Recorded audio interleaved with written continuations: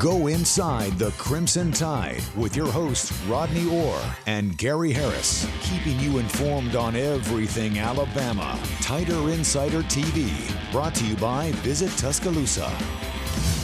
And hello again, everybody, and welcome into the latest edition of Tider Insider TV. I'm Gary Harris, WVUA 23 Sports Director, joined by Rodney Orr from TiderInsider.com, and we got a jam-packed show tonight, Rodney. And listen, I don't need to tell you or our audience, but I will anyway, that the NIL and transfer portal era is leading to some strange stories, and we're living one right now. Consider the case of Alabama freshman quarterback Jaylen Mbakwe out of Clay Chalkville High School, with rumors flying on Monday that Mbakwe had been offered a 7-figure deal by another school. He announced on his Instagram that he was entering the transfer portal. But that changed this afternoon, with Alabama and Mbakwe coming together, I guess, to get on the same page. That was his letter yesterday saying that he was leaving the Crimson Tide, but he's withdrawn his name from the transfer portal. Jaylen entered the portal yesterday, but as I said, just took one day for the former 5-star to pull his name out. I'm not leaving. 5'11", 192-pound Mbakwe had 15 total tackles as a freshman with an interception and 2 pass deflections in 10 games. We're going to get to more on him with Rodney in just a moment. But some stay, some go. Defensive tackle Damon Payne Jr. is leaving. Payne was the number 24 overall player and the number 7 defensive lineman in the country in the class of 2021. He was also the number 1 player in the state of Michigan. He departs Alabama with 30 tackles in his career, 3 tackles for loss, a half sack, and 2 forced fumbles. He will have 1 season of eligibility remaining. Watch Michigan with Mr. Payne. All right, Wolverines, of course, his home state. All right, Rodney, before we, really zero in on these guys, let's just look at this, because I know there's a lot of panic out there among Crimson Tide Nation on TiderInsider.com about, I guess it's 14 or 15 players in the portal. But really, in terms of their max scholarship numbers, it's still going to be at 85 next year. Alabama needed some players to leave, just to be honest with you, to stay within that 85 number. I think they're right near 85 with the guys they had. You're right. I mean, we knew there was going to be kind of a flushing of players, and certainly happened last year. And with the numbers the way they are, they had to have it. Mm-hmm. And, I know a lot of fans are saying, well, we're losing a lot of guys, but what about guys coming in? Look, they're in on a lot of guys. I think that they're taking a slow approach. I think in terms of making announcements, they probably got some guys that they feel really confident in as probably private commitments, if you want to call them that. They're going to be fine. They're going to do really well in the portal. They're going to supplement a great recruiting class with good portal players. Yeah, the roster's being retooled, but I know Alabama fans are anxious to get some news on an incoming player from the portal. What about Miami wide receiver transfer Isaiah Horton? I've been hearing about him for about 2 weeks in terms of really, I think he's a guy that coming out of high school was very interested in Alabama. He's from Murfreesboro, Tennessee originally. Don't be surprised. I think as the process develops here with him, I won't be at all surprised if he ends up at Alabama. He's a big receiver. He's 6'4", he's 205. I know that Alabama wants a big receiver. Caught 56 balls this past year at 5 touchdowns. He was certainly a key cog. I know if you look at the Miami boards and you start reading the way their fans are reacting, they're upset that he's in the portal. And how about former Texas A&M offensive lineman Cam Dewberry? Cam was a really outstanding player out of Humble, Texas a few years ago. Alabama, again, recruited him out of high school. This guy's a 4-star. Some had him a 5-star. Chose Texas A&M. That was when Texas A&M was really, the way they were recruiting with Jimbo Fisher. So he's here right now on a visit. I think that he's got to watch, because Alabama does want some offensive linemen. And former Utah cornerback, also former Michigan cornerback Cameron Calhoun of Cincinnati, Ohio. Yeah, he's the guy at Winton Woods High School. Alabama did sign Justin Hill at that same school this year, the linebacker. But he's been at Utah. I think this year was his only year there. He had 9 pass breakups, played for Michigan, signed with Michigan out of high school. This guy got good height, all of those things. Again, at a position that I think Alabama would like to add someone. Yeah, and of course, Courtney Morgan with that connection to Michigan from his days there at Michigan. All right, let's get to Mbakwe, because this was, like I said, this is a product of the portal era. We talked to a lot of people yesterday. This seemed to come up pretty quick. I talked to somebody that I feel very confident is close to the situation, and just said he didn't really let anybody know. He got an offer, and he just basically decided that he was going to leave. And the next thing you know, he's making this decision. But he did rush into it, and I think after having done it and giving Alabama an opportunity to talk to him about his future, he obviously reconsidered. And that's a good thing, Gary, because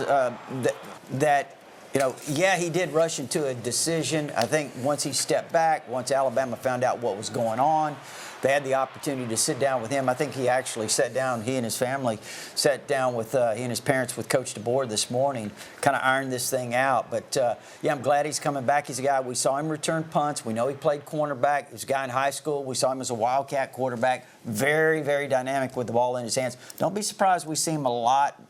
Maybe on the offensive side, get some opportunities. Yeah, that's the word, that he is going to, will he play both? I don't know. But obviously, Heisman Trophy winner Hunter from Colorado has kind of set that up now for other players that want to do it that way. All right, one loss. And listen, some of these guys, like we said, I hate to use this term, but it's true, addition by subtraction. But we do know that in Devontae Smith's case, Alabama would like for him to have stayed. But, family issues, to get closer to home. He's from Cincinnati. He winds up signing with Notre Dame. Yeah, it's really good for Devontae. He's an outstanding high school player in the state of Ohio, originally committed to Ohio State, flipped to Alabama. He's had a pretty good career here. Some injuries. I think this year was really his best year. He was starting to come into his own, playing that Husky position, formerly known as the star. And hate to see him leave because of the experience that he provided back there, Gary. But again, it's good for him, the considerations he had back at home. And we covered Emmanuel Henderson when he was coming out of high school there in Southeast Alabama, and just loved his athleticism, loved his speed, was a great running back in high school. Flashed his potential here, but just never really hit on all cylinders at Alabama, and he's going to move on too. Yeah, small school, raw athlete, a lot of development needed with him.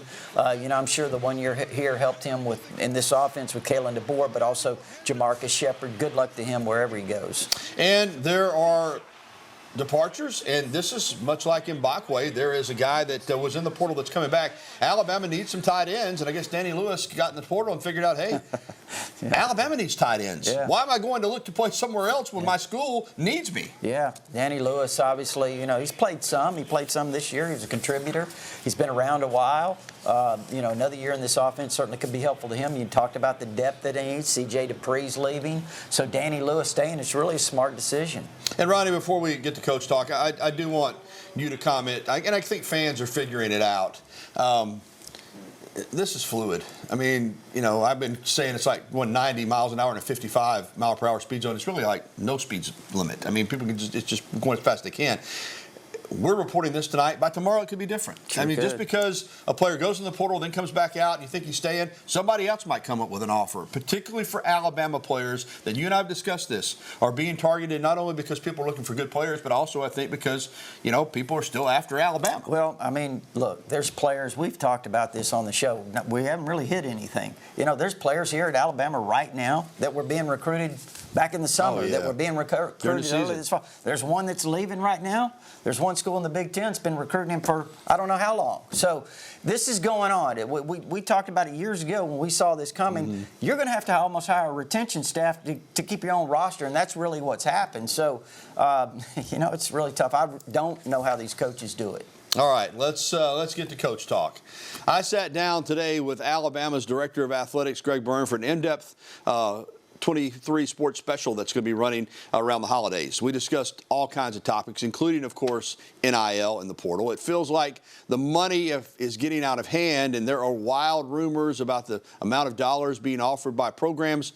Byrne has cautioned his Yea Alabama collective, don't get caught up in the numbers, and make sure that if you offer a player a certain amount, that you live up to that deal, because not everybody is.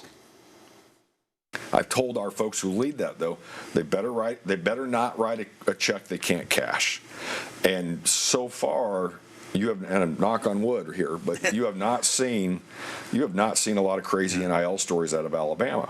And that's purposeful, and we've tried to be very thoughtful of the locker room, the entire team, where it's just not one or two kids, and I think that's good overall for the long-term health of the program and what you're doing.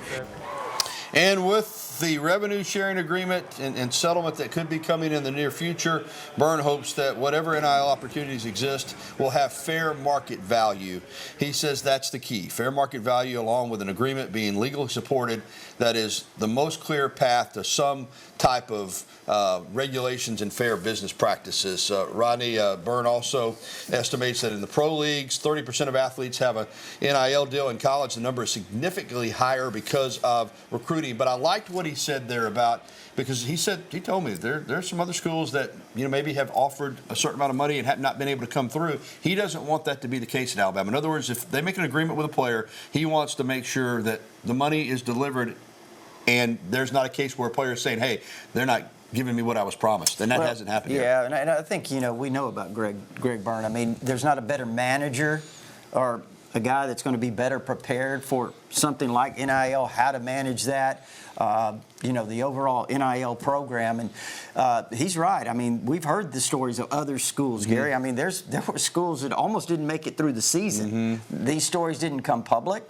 but there were a lot of teams that came borderline where they had players that were about to walk out. Yeah, don't let your mouth write a check that you can't actually write in cash for the player. All right, Roddy, there is a football game coming up for Alabama. And last week in Tampa, the ReliaQuest Bowl committee rolled out the red carpet for the delegations from the two schools, including both head coaches, Jaylen Mbakwe and Jerome Moore, did media interviews, met with ReliaQuest Bowl committee members, and visited with each other as well. As you see right there, friendly meeting. Coach DeBoer says that, yeah, there's a disappointment at making the college football playoff, but he also said that the Alabama players are excited for the opportunity to play in this bowl game. Well, still to come on Tider Insider Television. Alabama women's basketball is right back on track following its first loss of the season. More on that. And the Crimson Tide men finishing off the non-conference gauntlet on a high note. Plus, they've added some more depth to their roster with the addition of a player who was injured, and they're getting ready for a Grant Nelson homecoming as well tomorrow night. We'll have all the basketball news, and a little bit later on we'll be getting your phone calls, emails, and tweets. As always, the phone number 205-348-WVOA. That's 348-9882. Or you can email us, TITV@WVOA23.com. We'll be right back with the only show that takes you inside the Crimson Tide, Tider Insider TV. We'll return after this.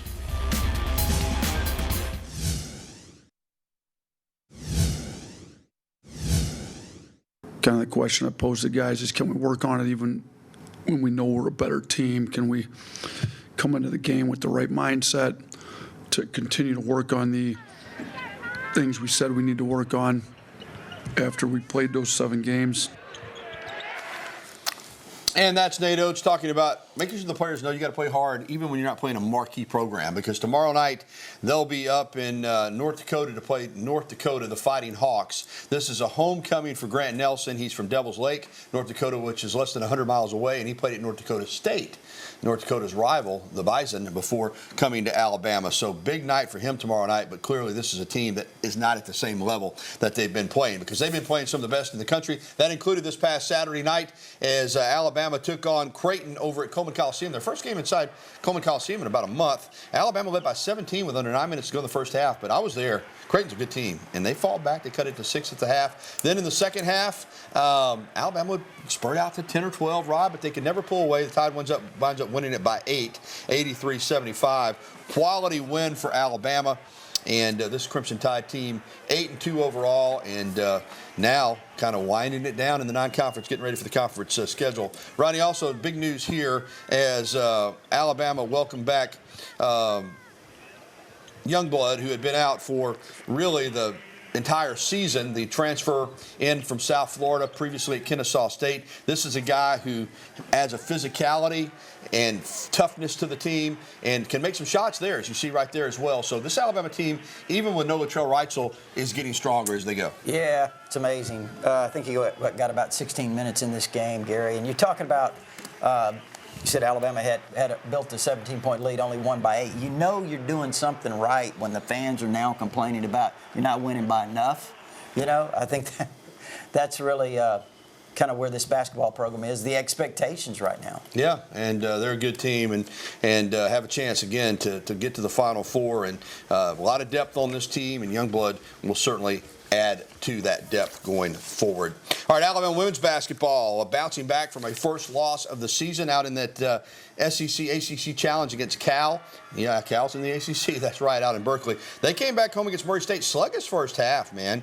They were only up 5 at the break, but Christy Curry got their attention in the second half, and they wound up rolling in this one, 90-63. Just one loss on the season. They'll face 15th-ranked Michigan State on Friday at the West Palm Beach Classic down in Florida, and that game is going to be on Baller TV. And so watch for that. Where Baller TV is at, I don't know. But I'm sure if you look it up, you can find it. All right, still to come on TITV, our weekly Bama in the NFL segment. Find out which former Crimson Tide players showed out in Week 15. That's coming up next. And we'll be welcoming your phone calls, emails, and tweets. You see the information on your screen right there, 205-348-9882. Go ahead and give us a call. We want to hear from you next.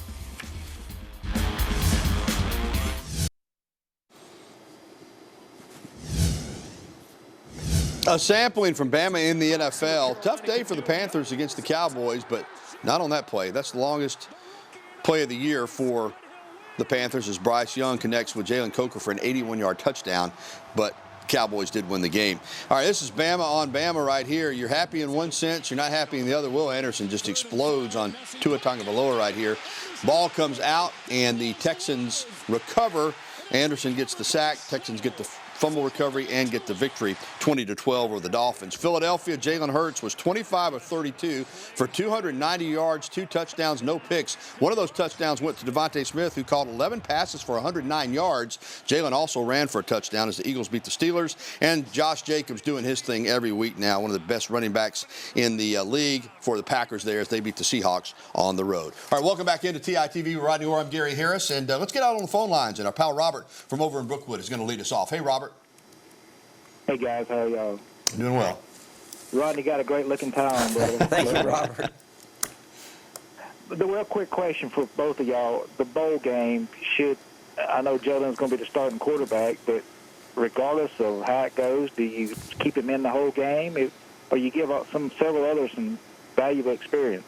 Well, I'll comment very quickly. I think you're trying to win the game. So if you have an opportunity to get ahead in the game comfortably, then yeah, you might look at some. But this is for this year's team, Rodney. I think that's the way they'll approach it. Yeah, again, I really don't know, Robert, exactly, what the thought process is. There's been some talk that maybe Jalen plays a couple of 3 or 4 series, kind of does his thing, and then, sits down and Ty Simpson steps in, maybe Austin Mack gets some opportunities. Ideally, it's like Gary said, you want to get off to a big start and maybe have an opportunity to get Ty in, hopefully Austin Mack as well. Yeah. All right. Thank you, Robert. Good question. Let's get to our email question of the day. It's brought to you by KDM Service Corporation. When it comes to heating and air conditioning, KDM Service Corporation serving your family like our family. UA is getting dismantled by the portal. Is there more to come? Also, are there any coming in? Steve in Tuscaloosa. Yeah, thanks, Steve. We kind of covered that. And I think, again, the perception is they're getting dismantled. But as Rodney laid out with the numbers, this really needed to happen. And I think to add some guys in the portal, you're probably going to have some more leave. I don't know the exact number, Gary. I think it's still in the 80s where Alabama is right now on terms of numbers with the guys even in the portal,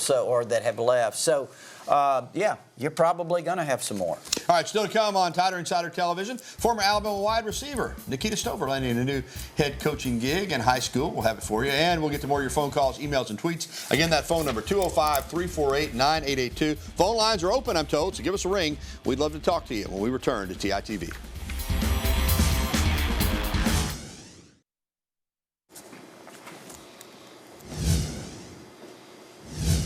Former Alabama wide receiver Nikita Stover making a coaching move. He did a great job in 3 seasons at Decatur Heritage Christian School, leading the Eagles to the playoffs the past 2 seasons and a region title in 2023. But that was in Class 2A. Now he's moving up to take over at Hayden High School in Class 5A.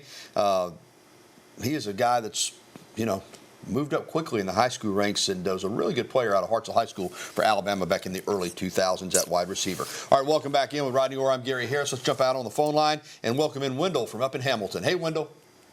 Hey, Rodney and Gary. I always enjoy the show every Tuesday night. But I had a question about, I believe they said his name was A.K. Deering, the running back out of Mississippi.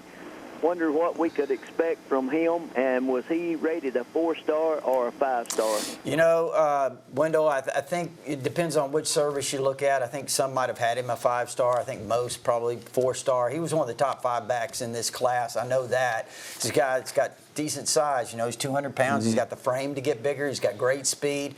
He's really kind of versatile. He can catch the ball. I think this is the kind of running back that you know, Jaylen Mbakwe wants for his offense. So, yeah, you should be really excited. I mean, obviously, you got Jam Miller expected back.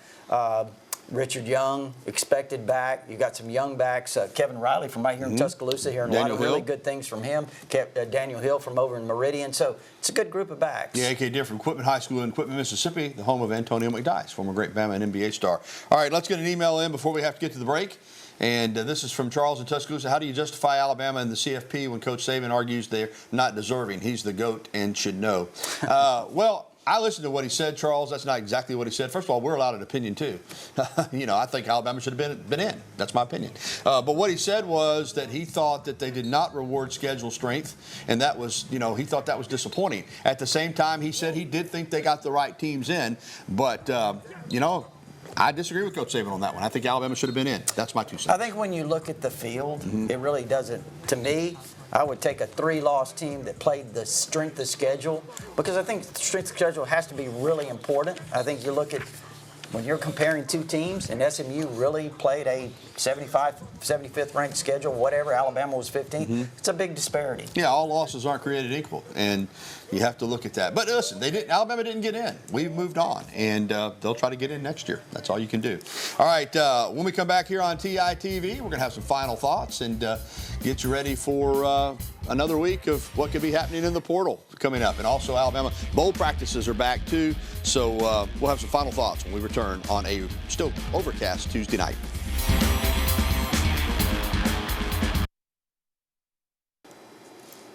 I mentioned before the break, portal happenings. You've got them all covered at TiderInsider.com. Yeah, we're trying to, Gary. I mean, look, Alabama's in on a lot of guys. We're going to keep you updated with those that visit, the comings and goings. Yeah. All right, that's going to do it for the show. A reminder, you can catch a replay tonight at 10:30 on WVOA 23 or find it anytime at WVOA23.com. We're going to leave you tonight with some great video of Jaylen Mbakwe signing the ceremonial contract. Jerome Moore as well. This was last week down in Tampa, getting ready for the ReliaQuest Bowl. Hey, man, this is going to be a fun ball game. I think you'll get excited the closer it gets. For Rodney Orr, I'm Gary Harris. Thanks for watching TITV. Have a great night, everybody.